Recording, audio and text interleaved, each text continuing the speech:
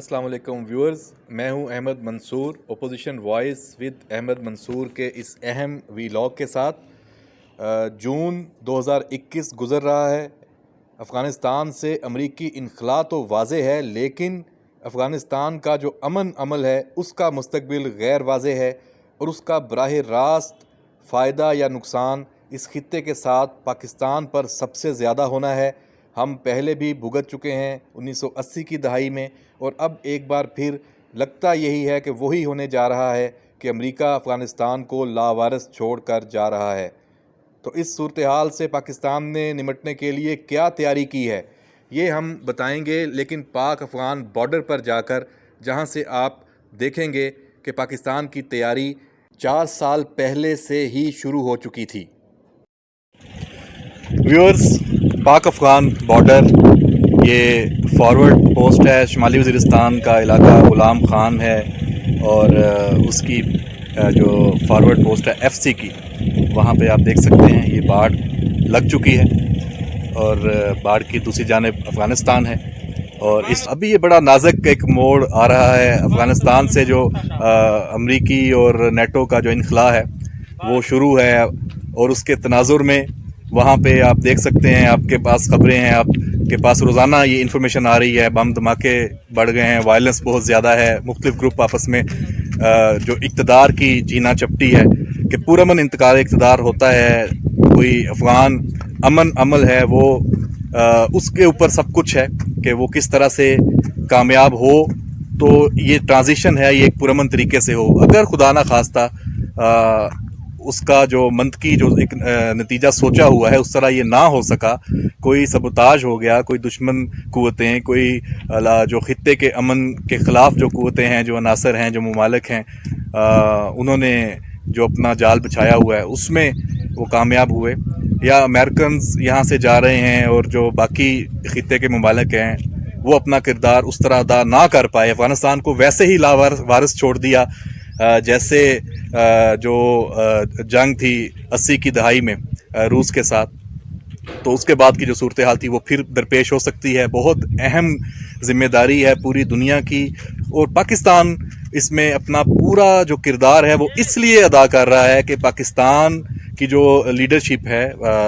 Army chief general Qamar Javed Bajwa آپ کو بڑے متحرک نظر آ رہے ہیں پچھلے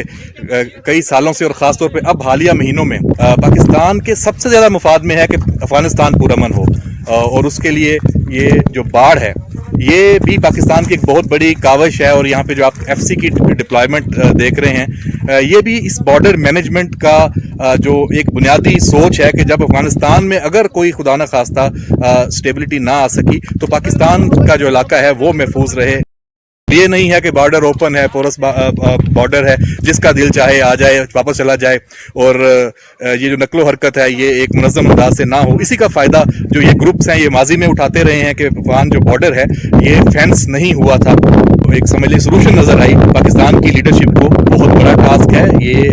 تقریباً 2600 کلومیٹر کا مغربی بارڈر ہے، سارے کو فینس کرنا، اس کے بعد یہاں پہ ایک پورا میکنزم بنانا، بارڈر پوسٹ، بارڈر جو قلعے ہیں وہ یہاں پہ بنائے گئے ہیں، ایف سی کے یونٹس ہیں وہ ریز کیے گئے ہیں، ونگز ریز کیے گئے ہیں، وہ ڈپلائی کیے گئے ہیں، تو بہت زبردست ایک تبدیلی جو پاک افغان بارڈر ہے، جو سرحدی علاقے ہیں وہاں پہ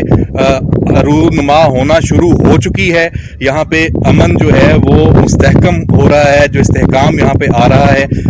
لیکن جو یہ ابھی بھی طویل ایک کاوش ہے اور ایک طویل جد و جہد ہے، اور خاص طور پہ اب ایک نیا فیز شروع ہو رہا ہے جو افغانستان ایک نئی منزل کی جانب جا رہا ہے۔ 2 دہائیوں سے یہاں پہ جو غیر ملکی طاقتیں موجود تھیں اب وہ یہاں سے جا رہی ہیں، اب افغانستان کے اپنے جو لوگ ہیں، اپنی قیادت اور اپنے عوام، انہوں نے فیصلہ کرنا ہے کہ انہوں نے اب آئندہ کیسے رہنا ہے، کس طریقے سے رہنا ہے۔ بہرحال پاکستان نے اپنی تیاری کر لی ہے، اور یقیناً مشکلات ضرور ہیں اور بہت ہی ایک کڑا وقت آنے والا ہے، لیکن ہماری جو دور اندیش قیادت ہے اس کو ہمیں یقیناً اس حوالے سے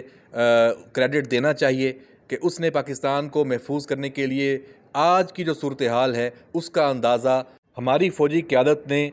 4 سال پہلے بلکہ اس سے بھی پہلے لگا لیا تھا، اور وہ فیصلہ کیا تھا کہ جو آج عمل پذیر ہو چکا ہے، باڑ پاک افغان بارڈر پر لگ چکی ہے۔ افغانستان میں کوئی بھی انتشار اب ہوگا تو پاکستان اس سے انشاءاللہ محفوظ رہے گا۔